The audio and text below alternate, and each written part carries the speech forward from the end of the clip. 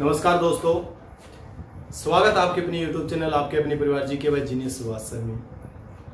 हमने भारत के विश्व विरासत स्थलों से संबंधित एक सीरीज जारी कर रखी है जिसको पढ़ा रहे हैं हमें।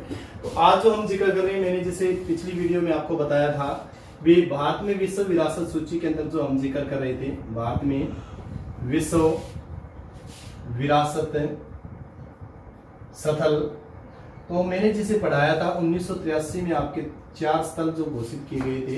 अजंता का जैसे हमने जिक्र किया था, एलोरा, ताजमहल और लाल किला भी। क्या है आपका? लाल किला, ठीक है, या इसको आगरा का किला भी कहोगे भी। क्या कहोगे? आगरा का किला। बताऊंगा मैं अगली वीडियो में इसके बारे में पूरी जानकारी, लाल किला क्यों कहा जाता है, आगरा का किला क्यों। तो हमने अजंता का भी जिक्र कर लिया था, एलोरा का भी जैसे जिक्र कर लिया। आज जो हम जिक्र कर रहे हैं वो किसके बारे में?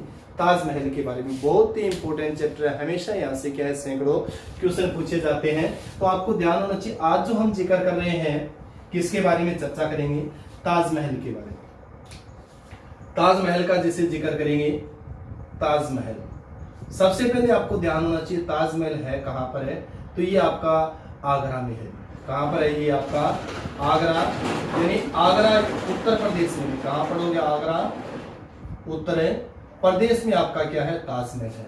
आगरा में जिक्र करोगे तो किस नदी के किनारे है? ये यमुना नदी के किनारे। किस नदी के? यमुना नदी के किनारे हैं। ये चीज आपको जानकारी होनी चाहिए, यमुना नदी के किनारे है।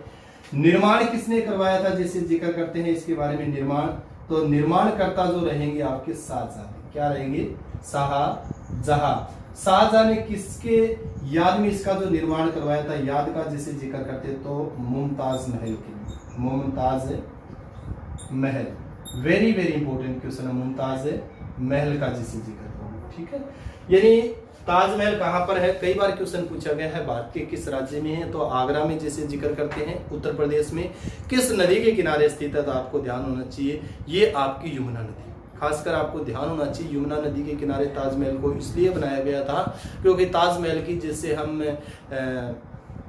जिक्र करते हैं, उसकी नींव का जैसे जिक्र करते हैं, तो उसकी नींव में लकड़ी का प्रयोग किया गया था, महोगनी जैसे लकड़ियों का जैसे जिक्र करते हैं। तो उन लकड़ियों के अंदर नमी अधिक मात्रा में रहे ताकि ताज को क्या है मजबूती प्रदान रहे, इसीलिए आपको ध्यान होना चाहिए आगरा का जो ताजमहल है वो यमुना नदी के किनारे बनाया गया। किसने बनाया था? आपको ध्यान होना चाहिए शाहजहां ने इसका निर्माण करवाया था 1632 से लेके 1652 का जैसे जिक्र करते हैं। 1632 से 1652 किसकी याद में इसका जो निर्माण करवाया गया था? वो मुमताज महल की। तो ये चीज आपको जानकारी होनी चाहिए, बहुत इंपॉर्टेंट है। तो ताजमहल के बारे में ये सब जानकारी होनी चाहिए। इसके बाद में सबसे पहले जिसे जिक्र करते हैं किसकी याद में जिसे जिक्र किया था मैंने, तो मुमताज महल की भी।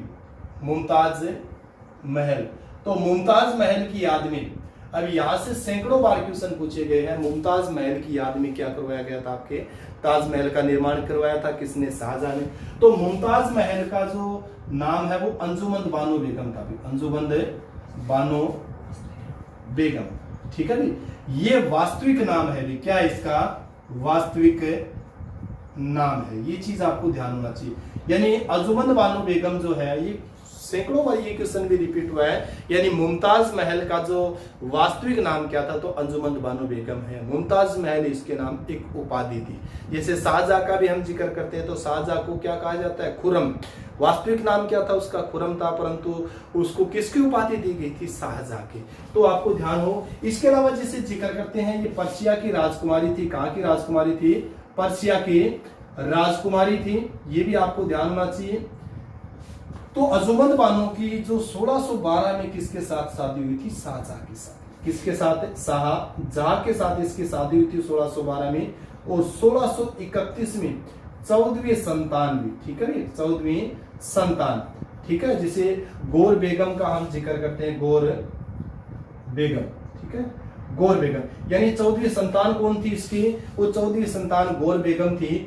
उसके जन्म की प्रसव पीड़ा के दौरान क्या हो गई थी, मुमताज महल की मृत्यु हो गई थी और उसी की याद में शाहजहां ने किसका निर्माण करवाया था, ताजमहल। तो वेरी वेरी इंपॉर्टेंट है। यानी 1631 में 14वीं संतान की उत्पत्ति के दौरान प्रसव पीड़ा के से उनकी क्या हो गई थी, मुमताज महल की मृत्यु हो गई थी। कहाँ हुई थी इसकी मृत्यु, ये भी आपको ध्यान होना चाहिए। मृत्यु हुई थी इसके बुरहानपुर में, बुरहानपुर। ये बुरहानपुर आपका एमपी मध्य प्रदेश में जो बुरहानपुर है वहां पर इसकी क्या हुई थी, मृत्यु हुई थी। आपको ध्यान हो इसकी, ठीक है भाई।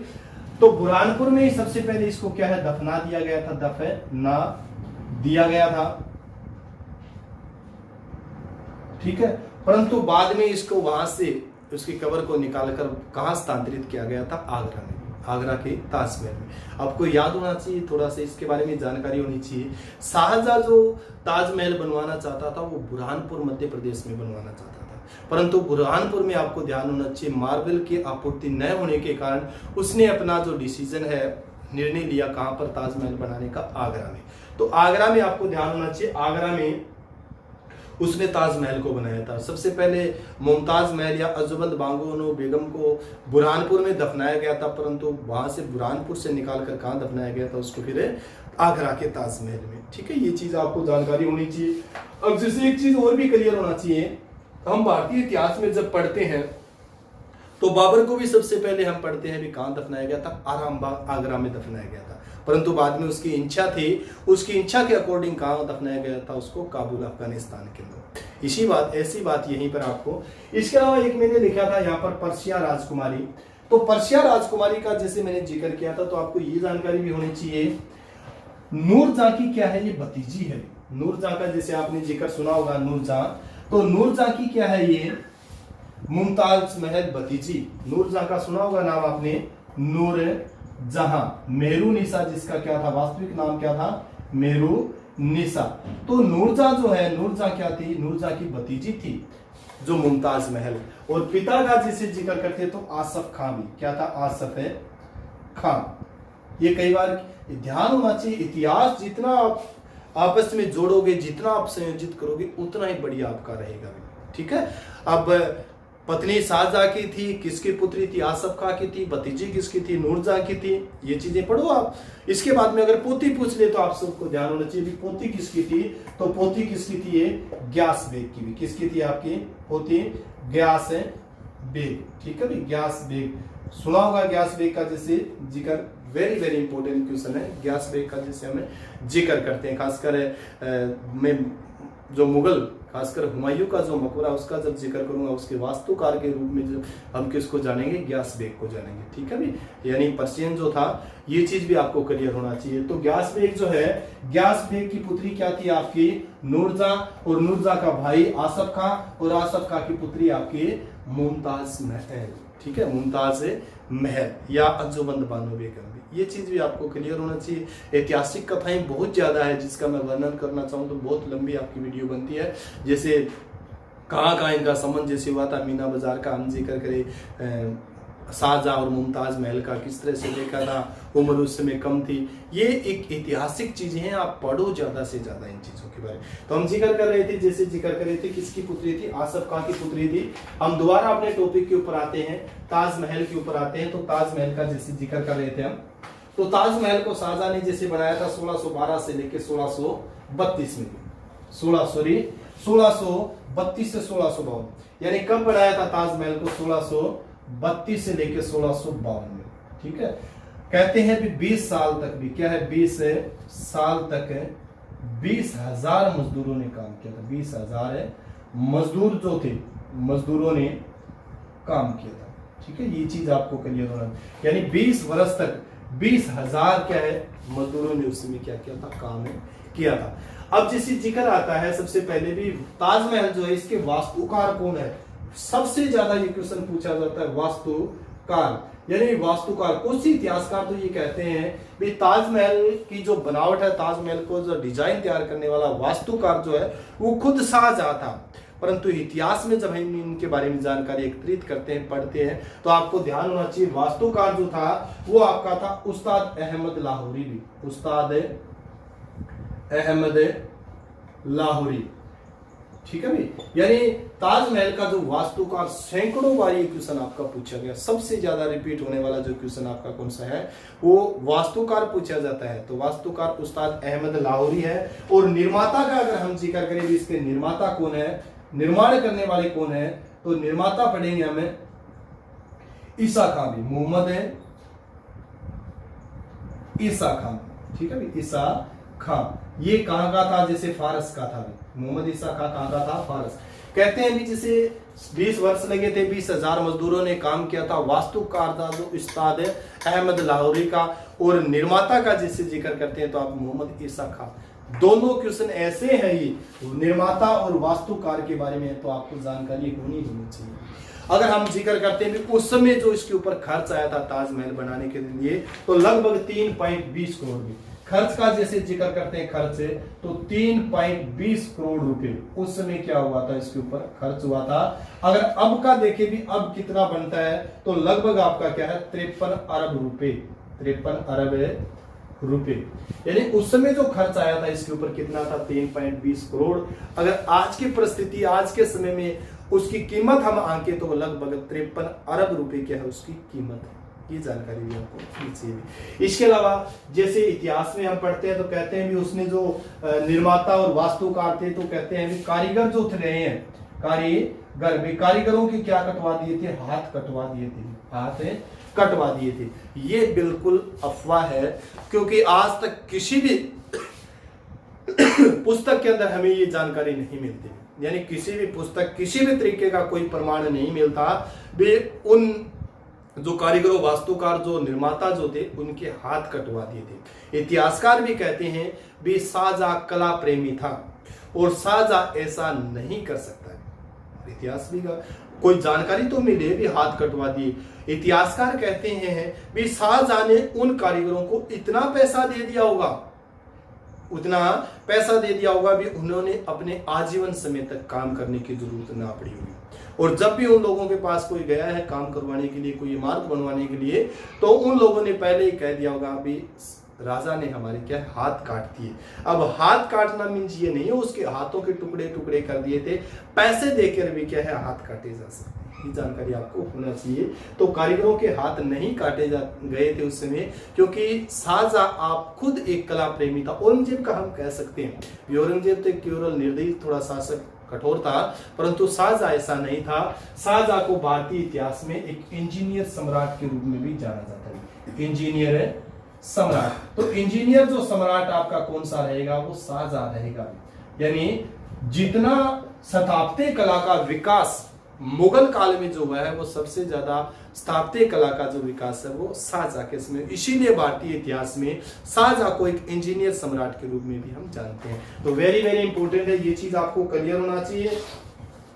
जो कटवाने, हाथ कटवाने वाली जो बात आ रही थी वो क्या है, बिल्कुल गलत है। ये चीज आप जानकारी पढ़ो।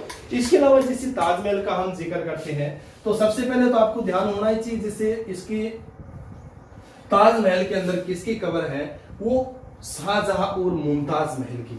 यानी सबसे पहले आपको ध्यान हो, सबसे पहले ताजमहल में किसको दफनाया गया था, मुमताज महल को दफनाया गया था, मुमताज महल।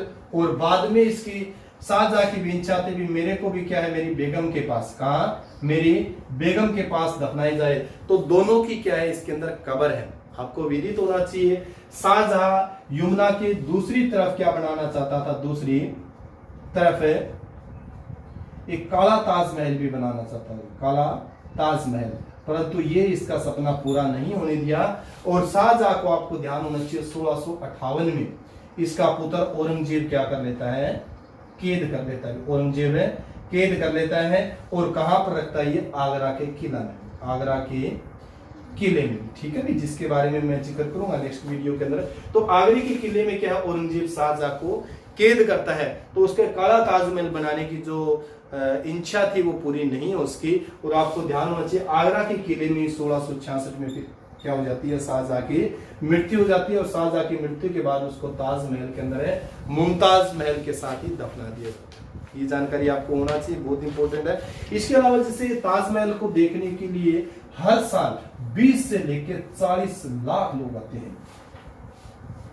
यानी हर साल है पर्यटक जो जैसे जिक्र करते हैं तो ताजमहल को देखने के लिए जैसे जिक्र करते हैं, देखने के लिए 20 से 40 लाख पर्यटक आते हैं। 40 लाख है पर्यटक आते हैं। अब ये पर्यटक आते किस किस महीने में सबसे ज्यादा, ये भी ध्यान होना चाहिए। अक्टूबर का जैसे जिक्र करोगे, अक्टूबर, नवंबर और फरवरी जैसे जिक्र करोगे, फरवरी, यानी अक्टूबर, नवंबर और फरवरी, जब हल्की क्या है आपकी सर्दी शुरू होती है उस समय, और हल्की सर्दी जब रहती है खत्म होने, जैसे गर्मी का मौसम आता है, उस समय क्या है सबसे ज्यादा पर्यटक आते हैं। अगर आज वहां जून जुलाई के अंदर आप जाओगे तो ताजमहल का आप सही तरीके से दीदार नहीं कर सकते, क्योंकि मार्बल का होने के कारण कहते हैं कि ताजमहल के अंदर है 28 प्रकार के, क्या 28 प्रकार के अलग अलग मार्बल, अलग अलग रत्न लगे हैं जो विदेशों से भी मंगाए गए हैं। जैसे पूरी डीपली अगर आप पढ़ना चाहो तो अफगानिस्तान से लेके अलग अलग देशों से, अलग तिब्बत से ले, भारत के अलग अलग हिस्से से ले, अलग अलग रत्न, मार्बल, ग्रेनाइट जो लगा के लाके क्या है इसका निर्माण किया गया है। तो अगर अब आज जब आप देखने उसको जाओगे गर्मी के मौसम में तो आप उसका सही तरीके से दीदार नहीं कर सकते, क्योंकि मार्बल गर्मी के कारण गर्मी उत्पन्न करता है, बहुत ज्यादा वहां पर गर्मी है और आपकी उसको देख ही नहीं सकते, आंखें नहीं खुलती है। क्योंकि एक बार मैं भी गर्मी के मौसम में वहां पर चला गया था, तब ऐसा अनुभव हुआ था। तो आपको ध्यान हो सबसे ज्यादा जो आते हैं वो अक्टूबर में, नवंबर में या फिर फरवरी महीने में यहाँ पर पर्यटक आते हैं। 2010 में जैसे हम जिक्र करते हैं 2010, तो 2010 में अमेरिका के पूर्व राष्ट्रपति बिल क्लिंटन भी आए थे। बिल क्लिंटन, ठीक है, बिल क्लिंटन। तो बिल क्लिंटन ने उस समय एक बात कही थी, देखो वैसे तो जिक्र करते हैं पाकिस्तान के भी बहुत से राजनीतिक आए हैं, अमेरिका के भी और भी लोगों का जैसे हम जिक्र राजनीतिक लोग आए हैं, परंतु बिल क्लिंटन जब 2010 में पूर्व राष्ट्रपति आए, ताजमहल को उन्होंने देखा तो ताजमहल के बारे में उन्होंने एक बात कही थी। उन्होंने कहा भी दुनिया में दो ही तरह के लोग रहते हैं, एक तो वो लोग हैं जिन्होंने ताजमहल को देखा और दूसरे वो लोग हैं जिन्होंने ताजमहल को नहीं देखा। तो ये उन्होंने एक प्रशंसा की थी इसके बारे में, तो ये बहुत इंपॉर्टेंट है। इसके अलावा एक चीज आपको क्लियर होना चाहिए, ताजमहल जो है ये लगभग 73 मीटर ऊंचा है, 73 मीटर ऊंचा है, यानी कुतुब मीनार से भी ऊंचा है, कुतुब मीनार। क्योंकि कुतुब मीनार का जैसे हम जिक्र करते हैं तो ये 72.5 मीटर ऊंची है, ठीक है, और ये जो आपका ताजमहल है लगभग 73 मीटर ऊंचा है। अगर मीनार का आप जिक्र करोगे ना, अभी भारत की सबसे ऊंची मीनार कौन सी है, तो आप पढ़ोगे कुतुब मीनार। जबकि अगर कंपैरिजन करें ताजमहल और कुतुब मीनार की तो आपका ताजमहल क्या है, ऊंचा है, जबकि कुतुब मीनार है कम ऊंची है, लगभग है आपकी आधा मीटर। ये चीज भी आपको क्लियर होना चाहिए, वेरी वेरी इंपॉर्टेंट है। इसके बाद में ताजमहल जो है, अब ताजमहल के प्रवेश द्वार के ऊपर भी बहुत ही अच्छी चीजें लिखी हुई है। जैसे शाहजहां है ना, बहुत विदेशी विद्वान, विदेशी वास्तुकार लेके आया था बनवाने के लिए भी। तो आपके जैसे जिक्र करें अब्दुल हक ई, ठीक है, अब्दुल हक ई ईरान से एक यात्री था, अब्दुल हक ईरानी एक यात्री था, वास्तुकार था, उसने आकर भी क्या है पर यहाँ पर पेंटिंग करने का काम किया है। यानी मेन जो ताजमहल का गेट है उस गेट के ऊपर भी कुछ ऐसे अरबी में लिखने का जैसे काम किया था, मैं बताता हूं उसके बारे में। प्रवेश द्वार पर लिखा हुआ है, हे आत्मा तू ईश्वर के पास रह, तू ईश्वर के पास से विश्राम कर। क्या लिखा है, हे आत्मा तू ईश्वर के पास विश्राम कर, ईश्वर के साथ शांति से रह तथा उसकी परम शांति तुझ पर बरसे। उसकी परम शांति यानी ईश्वर की परम शांति तुझ पर बरसे। अब्दुल हक ईरानी जो था उन्होंने क्या है ये बातें लिखी थी, भी बहुत इंपॉर्टेंट है। इसके अलावा देखो हम पढ़ेंगे आगे, नेक्स्ट जो वीडियो आएगी, हुमायूं आपने पढ़ा, हुमायूं का मकबरा भी। तो हुमायूं का जो मकबरा है ना, हुमायूं का मकबरा को किसका अग्रगामी माना जाता है, ताजमहल। यानी हुमायूं के मकबरे पर आधारित आपका कौन सा जो गुमन है वो आपका ताजमहल का जैसे जिक्र करो। यानी ताजमहल किसकी नकल कह सकते हैं हम, तो आपकी कहोगे हुमायूं का मकबरा। यानी हुमायूं का जो मकबरा है वो अगर गामी है, किसका अगर गामी है, वो ताजमहल का। ये भी जानकारी होनी चाहिए, क्योंकि हुमायूं का मकबरा जो हम पढ़ेंगे, क्योंकि हुमायूं को मकबरे को 1993 में विश्व विरासत सूची के अंदर शामिल किया था। हमीदा बानो बेगम ने जो बनाया था, इसके बारे में एक अलग वीडियो हमारी बनेगी, विस्तृत रूप से इसके बारे में हम आपको बताने की कोशिश करेंगे। ये जानकारी होना चाहिए। इसके अलावा जैसे ताजमहल की तरह की और भी कई इमारतें बनी थी, मैंने पहले वीडियो में भी थोड़ा सा जिक्र किया था, मैं कुछ ही जिक्र करूंगा। ताजमहल की जैसे तरह की वीडियो, जो ताजमहल की तरह की इमारत बनाने की जो कोशिश की गई थी, एक तो औरंगजेब ने बनाया था, औरंगजेब ने, जिसको कहा जाता है बीबी का मकबरा, बीबी का मकबरा। और बीबी का मकबरा ये कहां पर, आपका औरंगाबाद में, ठीक है भाई, औरंगाबाद में। मैंने जैसे जिक्र किया था 1679 में बनाया था। और दक्षिण का ताजमहल भी कहा जाता है और काला ताजमहल के रूप में भी जाना जाता है। और हरियाणा का ताजमहल जैसे बोलते हैं, हरियाणा का ताजमहल, तो हरियाणा का ताजमहल कहा जाता है शेख चिल्ली के मकबरे को, शेख चिल्ली, ठीक है भाई, शेख चिल्ली का मकबरा। तो शेख चिल्ली के मकबरे को हरियाणा का ताजमहल कहा जाता है। काला ताजमहल कहेंगे हम बीबी के मकबरे को, और दक्षिण का ताजमहल भी हम किसको कहेंगे, बीबी का मकबरा। रूबिया दुरानी की याद में किसने बनाया था, औरंगजेब ने। बहुत इंपॉर्टेंट है, ये चीज आपको सब क्लियर होना चाहिए। इसके अलावा ताजमहल जो है, इसका रंग भी चेंज होता है, अलग अलग रंग जो इसका दिखाई देंगे। देख, जब भी आप जाओगे, अगर सारा दिन आप उसका रंग देखने की कोशिश करोगे, तो सुबह जैसे जिक्र करोगे, सुबह रंग का जैसे जिक्र करें, ताजमहल का जो रंग, सुबह आपको ये कैसा गुलाबी रंग का दिखाई देगा, हल्का गुलाबी रंग, हल्का गुलाबी रंग का ये दिखाई देगा। दोपहर का जैसे जिक्र करोगे, दोपहर, तो दोपहर को कैसा, ये आपका दूधिया रंग का, दूधिया रंग का, ठीक है, यानी सफेद दिखाई देगा। भी कैसा दिखाई देगा, सफेद। और शाम का जैसे जिक्र करोगे, तो शाम का ये सुनहरे रंग का, भी कैसे, सुनहरे रंग का। ये चीज भी आपको कही, यानी ताज है वो समय और स्थिति के अकॉर्डिंग अपना रंग भी बदलता है। सुबह आप देखोगे तो हल्का गुलाबी रंग का दिखाई देगा, जब भी आप फोटो देखोगे, दूध जो आपकी गोधूली की सुबह का समय जो होता है उस समय। उसके बाद में दोपहर गर्मी का जो मौसम होता है उसमें आपको दूधिया कलर का दिखाई देगा। और शाम को जैसे आप देखने को कोशिश करोगे तो कैसा है, सुनहरा गोल्डन कलर का आपको दिखाई देगा। वेरी वेरी इंपॉर्टेंट है, ये चीज आपको क्लियर होना चाहिए, ठीक है। अलग अलग 28 प्रकार के जो मार्बल है, अलग अलग देशों से जो लाकर इसका क्या है, निर्माण किया गया। इसके बाद भी एक चीज और क्लियर होना चाहिए, वर्तमान समय में जब हम देखते हैं तो ताजमहल को नुकसान भी हो रहा है। क्या हो रहा है, नुकसान।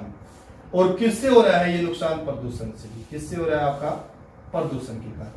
खास करके ज्यादा तो नुकसान हो रहा है इसको मथुरा तेल रिफाइनरी से, तेल रिफाइनरी से, यानी मथुरा तेल रिफाइनरी से भी क्या हो रहा है, इसको नुकसान हो रहा है। इसका जो मार्बल है वो खराब हो रहे हैं।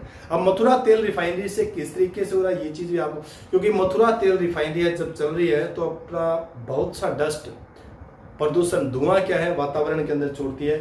और जब भी कोई वर्षा होती है, जिसको हम बोलते हैं ना एसिड रेन, अम्लीय वर्षा जिसको कहा जाता है, तो वो वर्षा के साथ धूपकर, जब वो धूल कण, जो धुएं के जो कण है, प्रदूषक जो पदार्थ है, वो धूपकर ताजमहल के ऊपर गिरते हैं, तो ताजमहल की सुंदरता को खराब करने का क्या करते हैं, वो काम करते हैं। तो ताजमहल को क्या है, वर्तमान समय के अंदर नुकसान भी हो रहा है। क्या हो रहा है, नुकसान भी हो रहा है। किसके कारण, प्रदूषण के कारण। इसीलिए ये भी हाई कोर्ट और सुप्रीम कोर्ट ने निर्देश दिए हुए हैं भी, ताजमहल के आसपास किसी भी तरह का कोई औद्योगिक कारखाना नहीं होना चाहिए, इससे दूर होने चाहिए, ताकि ताजमहल जो विश्व की एक प्रमुख धरोहर है, विश्व की एक प्रमुख धरोहर है, भारत में सबसे ज्यादा देखे जाने वाला, पर्यटकों द्वारा सबसे ज्यादा देखे जाने वाली धरोहर वो कौन सी है, वो आपकी ताजमहल है। इसलिए ताजमहल को क्या है, सही तरीके से रखा जा सके, ठीक है। भारत में सबसे ज्यादा देखी जाने वाली इमारत तो आपकी ताजमहल है, और दूसरी सबसे ज्यादा देखी जाने वाली इमारत जो आपकी है वो खजूरों के मंदिर है, चंदेल शासकों के द्वारा हुए बनाए हुए, छतरपुर मध्य प्रदेश में। उनकी बारी आएगी तो उस दिन उनके बारे में भी हमें चर्चा करेंगे। तो आज की यही बड़ा महत्वपूर्ण वीडियो थी जिसके बारे में हम चर्चा कर रहे थे। अगर आपको ये वीडियो पसंद आई है तो ज्यादा से ज्यादा लाइक करें, भी ज्यादा से ज्यादा शेयर करें, और ज्यादा से ज्यादा वीडियो को शेयर करने का काम करें। इसी के साथ सभी बच्चों को जय हिंद, जय भारत।